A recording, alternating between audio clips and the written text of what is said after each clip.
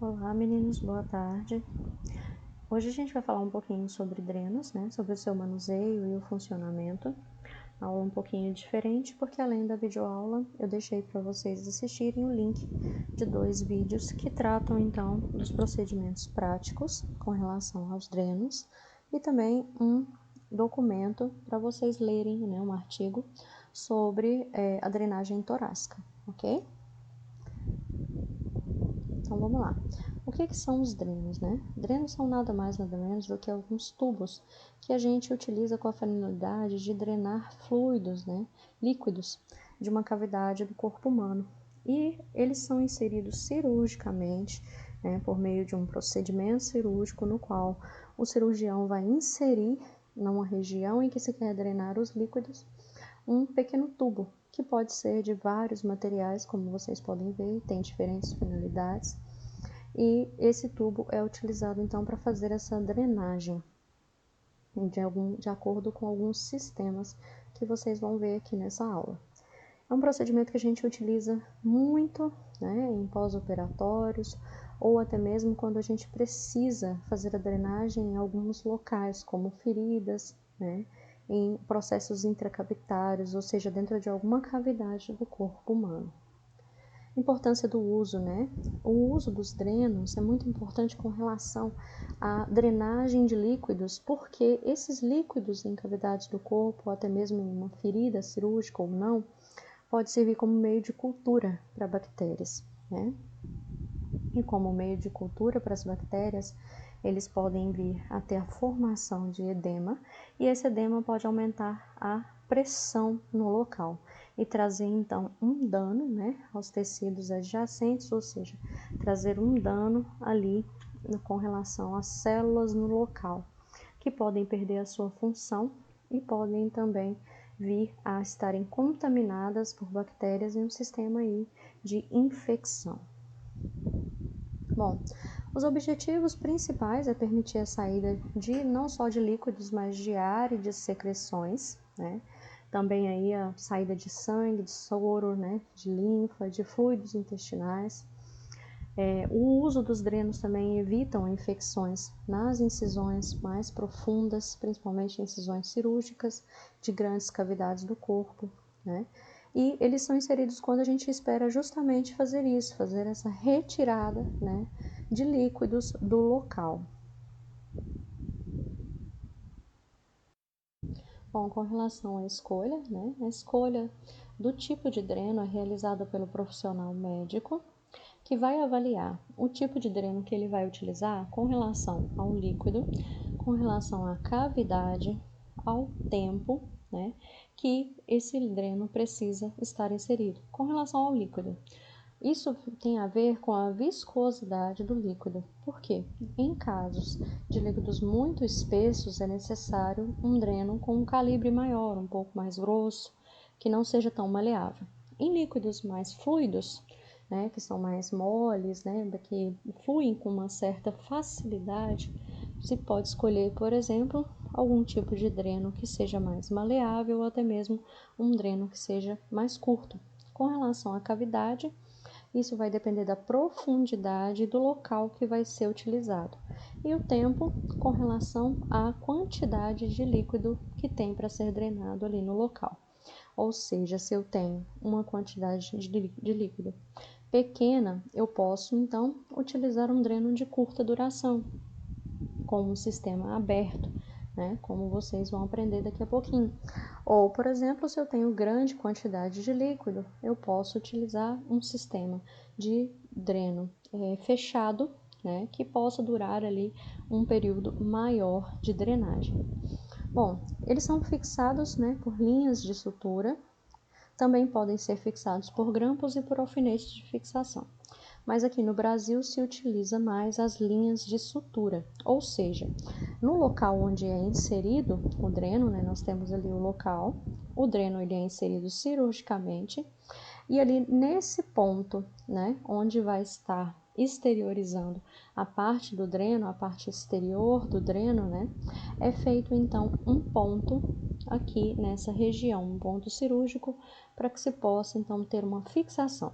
Dependendo da profundidade, pode ser que nas regiões mais internas também tenham pontos de sutura cirúrgica para que esse dreno fique fixado no local.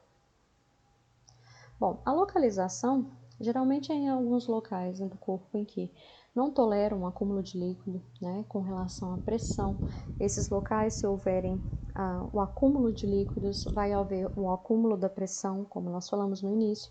Regiões onde há muito vascularização, ou seja, regiões onde nós temos muita corrente sanguínea, né? Feridas que estão infectadas, que são principalmente supurativas, né? São aquelas feridas que soltam bastante líquido. Regiões que sofreram dissecção do tecido, ou seja, perda superficial de tecido, interior de feridas operatórias, interior de deiscência operatória, que é aquele caso em que uma ferida cirúrgica ela se abre acidentalmente ou não. Interior de feridas infectadas, dentro de abscessos de alguns órgãos ocos também. Bom, com relação à classificação dos drenos, né, a gente vai falar daqui a pouquinho dos tipos, mas falando aqui da classificação. Com relação à finalidade, os drenos podem ser terapêuticos, né? Eles podem ser utilizados para tratar alguma infecção, algum local onde se tem um grande acúmulo de líquido. Ele pode ser usado de maneira paliativa, né? Ou seja, em um local em que a sua inserção é para aliviar, né, a dor de um paciente em algum local que não tem uma cura. Pode ser de finalidade diagnóstica, com a intenção de coletar líquidos para fazer uma biópsia. Pode ter também a finalidade profilática, ou seja, de fazer ali então uma promoção da melhora do local para que não se tenha uma piora. Pode ser feito para monitoração, né, para monitorar principalmente a quantidade de líquido que se está drenando, como rota de acesso, quando, por exemplo, é necessário ter acesso, né, por videocâmeras, né, em processos cirúrgicos se utiliza também um dreno para ter esse acesso, para facilitar esse acesso, ou mista, que pode ser uma mistura de alguma dessas finalidades. Com relação ao mecanismo, né, a gente tem um mecanismo simples, que também é chamado de passivo, ou mecanismo de pressão negativa, também pressão aspirativa, que é chamado de ativo, ok? A gente vai falar dele daqui a pouquinho. A gente tem o sistema, que é o sistema com relação não só ao tubo do dreno, mas todo o aparato de drenagem, que pode ser aberto ou fechado, né? E a gente tem o local, pode ser em áreas torácicas, abdominais, cervicais, entre outros. Como eu falei para vocês, pode ser colocado, por exemplo, em uma ferida, né? Dependendo da necessidade. O tipo plano, né? Que quer dizer o quê? Quer dizer a profundidade com que esse dreno vai ser inserido. Se ele vai ser inserido de forma superficial ou de forma profunda. E o material. Como eu disse no início, a gente tem diversos tipos de materiais, diversos tipos de formatos de drenos que podem ser utilizados. Os principais são silicone, látex, PVC, dentre alguns outros, né?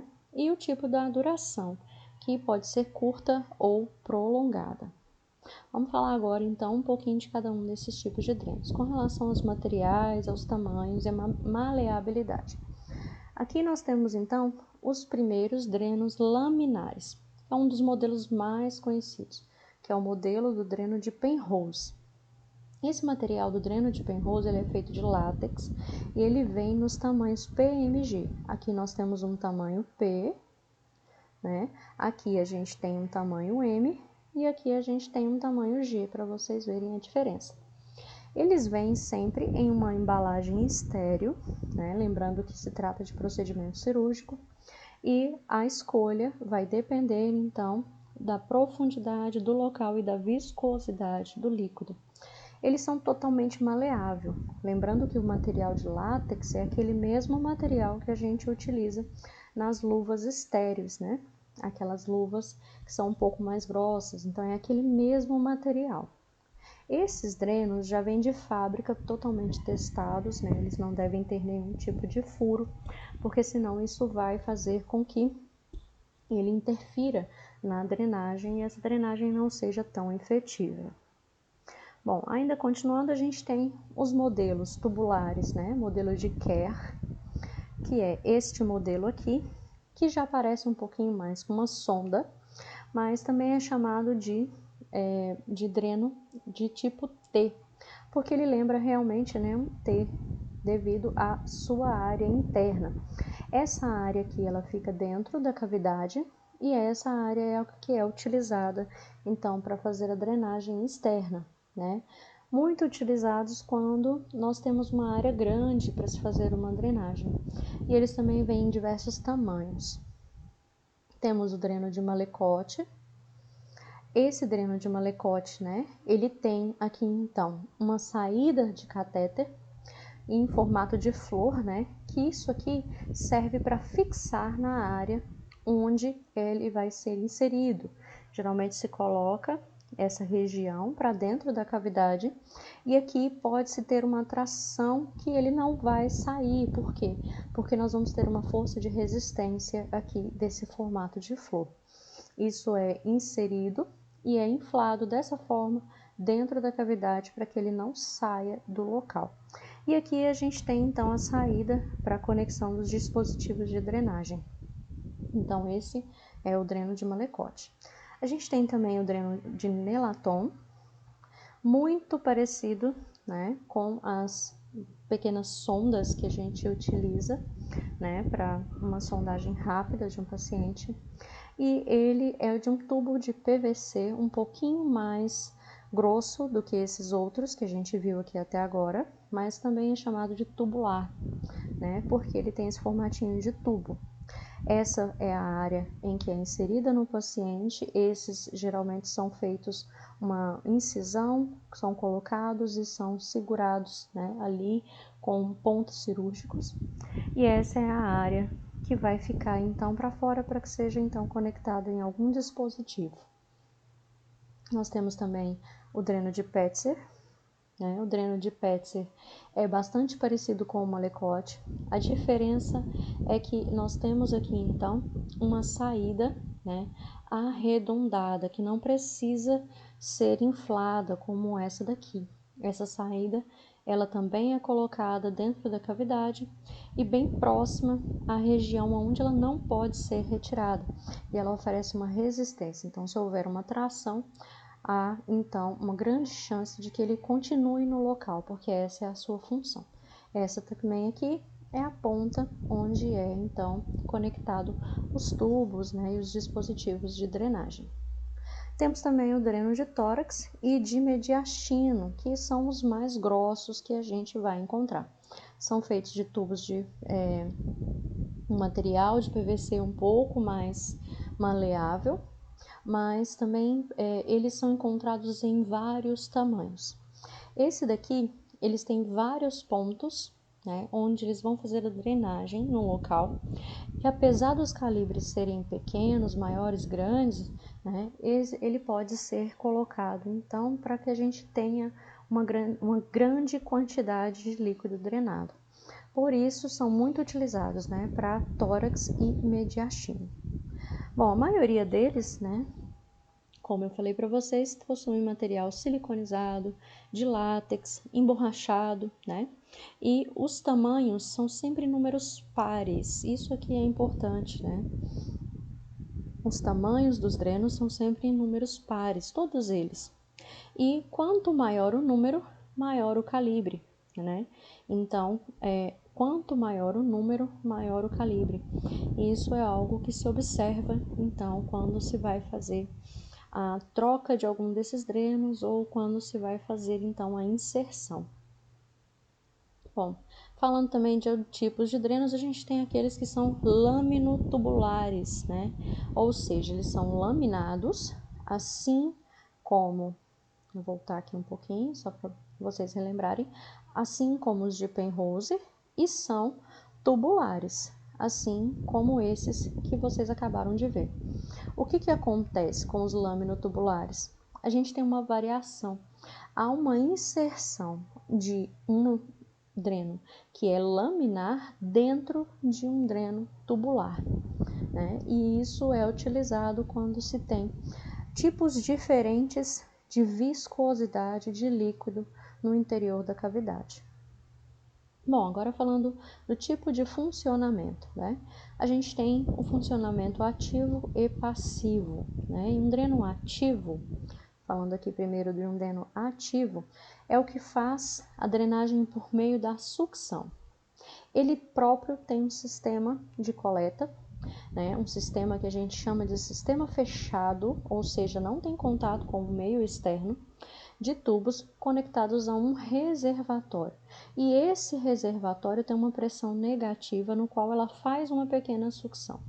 Os tipos que a gente tem é o Jackson Pratt, né, e o Portovac. E aqui para vocês verem, esse é o Jackson Pratt, né, que é um tipo de dreno. Olha só, esse aqui é o reservatório desse dreno. E aqui, então, nós temos o dreno em si e aqui os tubos, né? Essa agulha vai conectada dentro desse dispositivo. E aí, então, esse dreno ele é colocado na região e esse dispositivo aqui, como ele tem uma pressão interna negativa, ele vai puxar automaticamente, né, ali todo o líquido. Então, ele vai fazer uma pressão ativa. E também o Portovac, né, que vocês também podem encontrar como dispositivo laminado, né, também é um outro nome que vocês podem encontrar por aí. Ele também possui uma pressão negativa, né, e o tubo vai estar inserido dentro da cavidade, né, onde se quer fazer a drenagem e automaticamente esse sistema de aspirais que tem aqui dentro fazem com que a pressão seja negativa, puxando também o líquido da cavidade para dentro aqui do dispositivo. Tipos de drenagem, né? O tipo de drenagem vai depender também aqui do débito dessa drenagem, né? Pode ser também dependendo do local de inserção, né? E do procedimento que vai ser realizado. E aí, a drenagem, né? A gente tem que tomar muito cuidado. Quando nós falamos de drenagem, nós estamos falando do líquido que foi retirado ali do local. E se houver uma diminuição dessa drenagem por dias ou por semanas, pode indicar a retirada do dreno. Agora, se essa drenagem permanecer por muito tempo, dias ou semanas, é necessário uma reavaliação do local ou até mesmo a troca do dispositivo que pode não estar funcionando muito bem. E aí a gente tem sempre que observar o quê? Os sinais de obstrução, né? A gente tem que observar a área ao redor do dreno e a gente tem que observar todo o sistema de drenagem para que a gente possa saber se aquele sistema de drenagem, né, se ele está funcionando normalmente ou se é necessário fazer uma troca ou uma desobstrução. E aí, com relação aos tipos de drenagem que a gente tem a drenagem natural, que também é chamada de drenagem passiva, né? Ali a gente viu a drenagem pela sucção, que é um sistema ativo, e aqui a gente tem então a drenagem natural, que ela é chamada também de passiva, né? Isso quer dizer que quando o dreno ele é inserido no local, automaticamente o líquido sai por conta própria. Não precisa ter uma pressão negativa, não precisa ter uma estimulação no local e muito menos, né, uma pressão para que esse líquido saia. Ele é drenado naturalmente, ele escoa, né, ali pelo dreno. Então, a gente tem essa exteriorização para o meio externo, né? Pode ser em um sistema fechado ou aberto. A maioria das vezes em drenagens naturais, são feitas em áreas pequenas, né? E a gente utiliza um sistema aberto, que a gente vai ver daqui a pouco o que é. Sistema gravitacional, né? Gravitacional é aquele sistema em que a gente usa um coletor fechado, sem nenhum tipo de contato com o meio externo, e ele vai estar sempre em altura inferior à inserção do dreno, ou seja, eu tenho um paciente nesse nível, e eu tenho que colocar o sistema de coleta aqui embaixo, ou seja, o dreno vai sair dessa região e vai descer para essa região aqui dentro de um coletor. Isso aqui, então, é uma drenagem gravitacional. Por quê? Utiliza a força da gravidade. Apenas no fato de estar abaixo da área onde nós estamos fazendo a drenagem ali, há então a drenagem desse líquido para o coletor de forma gravitacional, sem precisar nenhum tipo de pressão. Já o sistema succional, foi aqueles que eu mostrei para vocês agora há pouco, né? É utilizado com sistema fechado, sem nenhum tipo de contato com o meio externo, e os coletores fazem a sucção. E eles devem permanecer sempre na altura da lesão, assim como eu mostrei para vocês nesse aqui. Esse, por exemplo, é um exemplo de drenagem succional. Vamos lá. Ainda falando, né, agora, explicar para vocês direitinho o que é um sistema aberto e um sistema fechado. Então, quando a gente fala de sistema simples ou sistema aberto, são essas duas imagens aqui, ó. Esta imagem e esta imagem aqui. O que é isso? Eu tenho a inserção de um dreno, olha só, nesse local aqui o dreno está inserido, e aqui embaixo se faz então um curativo. A maioria das vezes se utiliza uma gaze, assim como essa, né? Se utiliza uma gaze no local e essa gaze vai coletando então o líquido que vai sendo retirado daquele local. E por isso nós chamamos de sistema aberto, ou seja, não tem nenhum tubo coletado ali dentro daquele dreno para fazer uma coleta em sistema fechado, fica totalmente aberto, né? E vai sendo então depositado na gaze ou no curativo. Também pode vir aqui por cima um curativo fechado. Nesse caso aqui, né, não dá para ver muito bem o dreno, mas ele estava bem aqui nesse pontinho, né? Ele está dentro dessa gaze aqui. Isso aqui é foto de um procedimento real que eu participei com os alunos aqui em Goiatuba. E nesse caso, a drenagem estava sendo feita toda para a gaze. Então, esse vermelho que vocês veem aqui era uma gaze branca que foi absorvendo todo o líquido, né, sanguinolento que foi saindo de dentro daquele dreno no local. E aqui dá para vocês verem nas duas imagens, né, as suturas que são feitas para segurar o dreno no local. Então, isso aqui é um sistema aberto. Agora, quando a gente fala de sistema fechado, como eu vim frisando para vocês, é um sistema que não tem contato com o meio externo, né? É um sistema como vocês veem nessa imagem aqui. O que acontece? Você tem um local da drenagem, onde o dreno é inserido, e nele vai um tubo, né? Que vai então ali para um sistema de coleta, né? Um frasco de coleta. E esse sistema, como nós falamos anteriormente, pode ser um sistema gravitacional ou um sistema succional, ok? E aí, geralmente, tem sempre um clamp aqui no meio, porque há a necessidade de retirar o líquido desse suporte, desse dispositivo que vai ali, então, fazer a coleta, para que se possa medir e avaliar o tipo, né, de líquido que foi drenado. E aqui, então, esse clamp, né, esse pequeno dispositivo de fechamento, ele serve para que todas as vezes que eu for retirar isso aqui, eu possa vir aqui e fechar, para que não entre ar nesse sistema, bom? Deixei para vocês, né, para vocês assistirem um vídeo falando sobre a troca desse sistema, né, e sobre a manipulação desse sistema para vocês verem como que é. Bom, tudo que vai depender se o médico vai escolher um sistema aberto ou fechado, vai depender da necessidade do local da operação, da quantidade de líquido que precisa ser drenado, né? Vai depender da atividade do paciente, se o paciente consegue deambular, se o paciente não consegue, e da capacidade, né, de ter ali então uma completa cicatrização do local.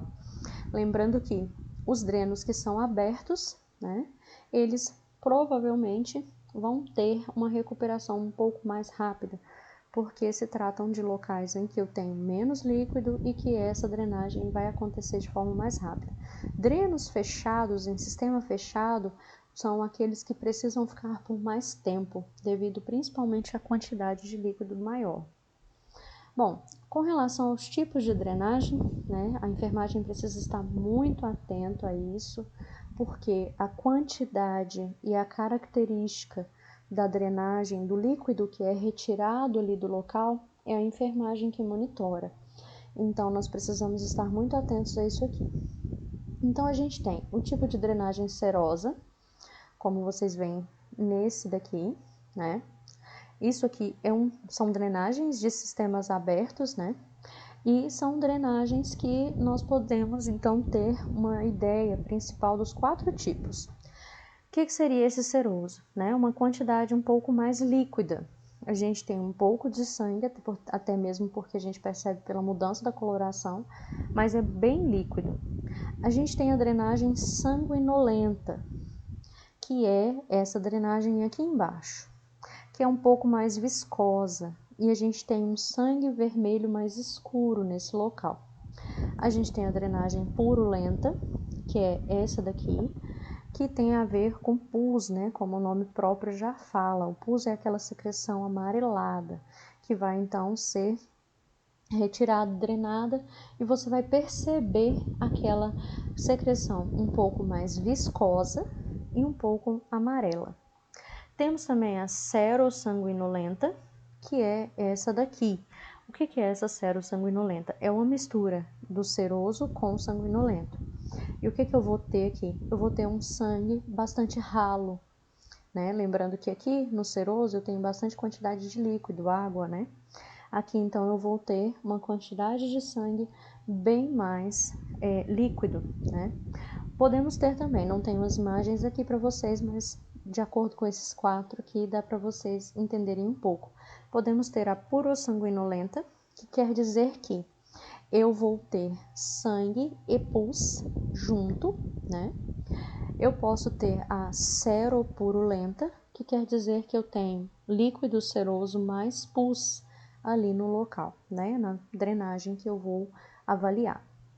E pode ser biliosa, que é aquela drenagem verde, e a fecaloide, aquela drenagem marrom, tá bom? Vai depender do local, vai depender da presença de bactérias, vai depender do tipo de local em que está sendo feita essa drenagem e do tipo de líquido que também está sendo drenado. Mas esses aqui são os aspectos gerais, né? E nós precisamos saber identificar para poder fazer uma boa anotação de enfermagem. Bom, falando agora um pouquinho da drenagem torácica com selo d'água, lembrando que tem aí então um artigo para vocês lerem sobre o uso de drenos torácicos e da drenagem torácica em si, né? Para vocês darem uma lida, muito importante, porque a drenagem torácica ela é a principal. Nosso objetivo nessa videoaula é ver as drenagens, ver os tipos de dreno, todos como um todo, tá bom? E aí vocês então deem uma lidinha no material complementar. Agora falando de selo d'água. O que é selo d'água? Quando a gente precisa, né, ter uma pressão negativa, principalmente na área intrapleural, né, na região torácica, a gente precisa de um dreno torácico que utilize um selo. O que é esse selo, né? É um sistema de drenagem, o que? Subaquática. A gente precisa utilizar um pouquinho de água, né? Na onde? Lá no frasco coletor, né? Ali no meu frasco coletor eu preciso ter uma quantidade de água. Para quê? Para que eu impeça que o ar do frasco possa ir parar no pulmão do paciente, né? Ou até mesmo o ar de fora, o ar circulante. Então, essa quantidade de água nessa região, no fundo do frasco, ela vai criar um selo, que é como se fosse uma pressão para que o ar não entre nesse sistema e vá parar, então, ali no pulmão do paciente, tá? Existem vários tipos de drenagem, né, com 1, 2 ou 3 câmaras. O que significa isso? Significa que pode ter sistemas de drenagem que possuem até mesmo 3 coletores. E esses coletores vão balanceando, né, o que? Vão balanceando a pressão negativa de dentro de um para o outro, até então ter ali um equilíbrio, né, e ter também uma força maior ou menor de drenagem. Bom, ainda falando da drenagem com o selo d'água, para vocês verem, como eu falei para vocês, como eu fiz o meu desenho, né? Aqui nós temos o tubo que vai conectado no paciente e esse tubo é inserido aqui dentro do frasco. E no frasco tem que ter uma quantidade de até mais ou menos 2 centímetros, né, de água abaixo do tubo aqui, ou seja, 2 centímetros desse tubo tem que estar inserido em água. Essa quantidade de água aqui vai variar um pouco, dependendo do tipo de frasco que você tiver. Então, quando for feito a inserção desse selo d'água ou a troca do selo d'água, é necessário então medir, né, ali o sistema para que você saiba mais ou menos a quantidade de água que vai colocar, porque vai depender do tipo do frasco, ok? E aí, então, o que vai acontecer aqui? Aqui nessa região que está conectada ao paciente, vai vir um pouco de líquido, mas também vai vir ar, né? Porque nós estamos falando de tórax, estamos falando ali de pulmão principalmente. O que vai acontecer é que esse ar, ele vai entrar aqui dentro do frasco e ele vai dentro da água produzir algumas bolhas, que a gente chama, né, de região borbulante do frasco. Essas bolhas vão explodir o ar aqui dentro e, se não houvesse uma saída, esse ar iria aumentar e aumentar a pressão. Então, a gente tem também um respiro, que é um tubo aberto, para que esse ar possa ir aqui, né, para a região externa. Ou, se acaso for um sistema de 2 ou 3 frascos, esse ar vá para o outro frasco e não retorne ali para o paciente. Por que esse ar pode sair, mas ele não entra? Porque aqui dentro há uma pressão que não deixa o ar voltar, né? Se nós não tivéssemos a água aqui, não teria esse selo, essa selagem, esse local aqui estaria totalmente aberto. Então, o mesmo ar que entra iria retornar para o paciente. Então, como mostrei para vocês, né? Eles têm um frasco com uma tampa totalmente vedada, que tem essas duas aberturas, uma para o tubo conectado ao paciente e outra para o respiro. A saída de ar, né, que permite a passagem do tubo, que se estende até o fundo do frasco. É necessário utilizar água estéril, né, ou água destilada, e ela deve ser colocada no frasco até que a ponta dele esteja submersa a 2 centímetros. Ou seja, como eu falei para vocês, a quantidade vai variar. O que importa é que a ponta esteja submersa até com 2 centímetros. E isso, né, vai criar uma vedação e fechar todo o sistema. Bom, falando agora um pouquinho de cuidados de enfermagem com os drenos, né? Não deixem de assistir os vídeos, tá bom? Que eu deixei para vocês darem uma olhada sobre, principalmente aqui, sobre a troca do selo d'água e sobre a medição também, né? Que vai ser feita ali com o líquido que vai ser drenado, né? Em alguns sistemas. E aí vamos falar dos cuidados de enfermagem. Como nós falamos, a enfermagem deve fazer anotação de enfermagem e principalmente anotar pontos importantíssimos com relação ao dreno. Primeiro, o local do dreno, né, em qual local ele está inserido, o tipo de dreno que foi utilizado, por isso é importante vocês conhecerem e saberem quais são os tipos, o tipo de drenagem que está sendo feito, se é ativa ou passiva, o tipo de líquido que foi drenado, né? Isso aí, ficar atento à coloração desse desse líquido drenado, ficar atento à quantidade, né? Volume do líquido também, e a permeabilidade do dreno em 24 horas, ou seja, se ele está funcionando sem ter nenhum tipo de obstrução dentro de 24 horas. A inserção do dreno, ou seja, observar o local ao redor da inserção do dreno para ver se não tem nenhum tipo de sinal de infecção ou de inflamação. E a tração desse dreno conforme prescrição médica, ou seja, ao manipular os drenos, né, ao manipular o paciente, o dreno não deve ser mobilizado, né, essa tração, ou seja, a força com que ele fica ali no local deve ser fixa, Então a gente tem que observar se ele não está frouxo, se ele não houve um deslocamento. E aqui um exemplo para vocês sobre uma anotação de enfermagem com relação aos drenos, né? Um exemplo aqui, 22 horas, né? Mantém dreno tubular, olha só o tipo do dreno, em região de mastectomia esquerda, ou seja, o local do dreno, né? Com secreção sanguinolenta, o tipo de líquido drenado, né? Em dreno de sucção com sistema fechado, o tipo de drenagem, débito de 30 ml, né? Ou seja, o volume drenado também foi colocado aqui. Então, esse, por exemplo, é uma boa anotação de enfermagem com relação, né, aos cuidados de enfermagem com um dreno. Também devemos observar, né, a segurança desse dreno com relação à fixação e à localização dele, permeabilidade do sistema, para ver se não está tendo nenhum tipo de obstrução, e atentar, porque se houver uma diminuição súbita do volume, né, se o volume de repente diminuir demais, pode indicar ali uma obstrução, tá? No artigo que eu deixei para vocês sobre cuidados com drenos torácicos, tem uma parte falando como se faz a desobstrução de um dreno, tá bom? É interessante vocês darem uma lida. Cuidados com o transporte do paciente, tá? Para que esse dreno não seja deslocado, para que ele não seja tracionado e arrancado ali do local. Avaliar o estado geral da área ao redor do dreno, como eu falei para vocês, para que a gente esteja atento à sua fixação, atento se não há nenhum tipo de inflamação ou infecção ali ao redor.